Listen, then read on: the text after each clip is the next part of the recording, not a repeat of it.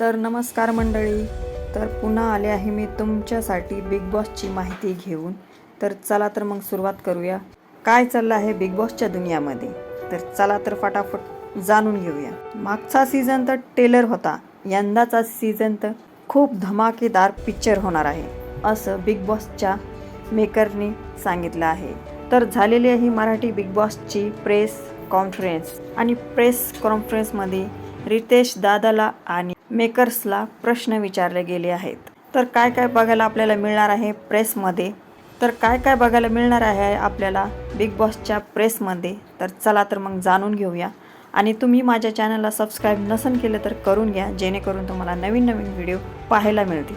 जान्हवी किल्लेकरनी ही press conference host केलेली होती.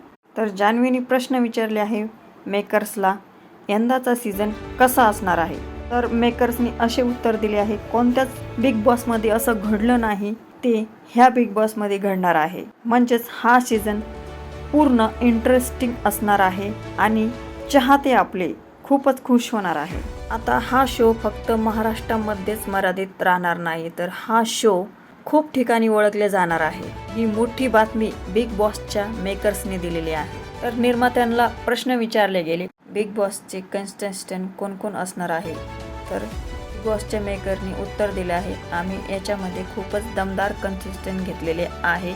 खूप मेहनत चालू आहे, हे तुम्हाला बघायला भेटणारच आहे आणि प्रेक्षक नाराज नाही होणार. ह्यावेळेस खूप दमदार कास्टिंग असणार आहे. त्यानंतर आपल्या रितेश दादाला प्रश्न विचारले गेले आहे, तुम्ही यंदाची शाळा कशी घेणार आहेत. तर आपल्या रितेश दादांनी उत्तर दिले, तसे कंटेस्टंट प्रश्न करतील तशी मी उत्तर देईल आणि जर मागच्या वर्षीसारखा सिनियर कलाकारांचा अपमान झाला तर मी ते होऊ देणार नाही असं रितेश दादांनी सांगितलं आहे. प्रत्येकाची मर्यादा राखण्याचा प्रयत्न मी नक्कीच करणार आहे. म्हणजे कुठे ना कुठे आपल्याला दमदार व्यक्तिमत्व पाहायला मिळणार आहे. तर मंडळी, तुमची ह्या प्रेसबद्दल काय कमेंट असणार आहे तुम्ही कमेंटमध्ये नक्की सांगा. लाईक करा आणि सबस्क्राईब करा.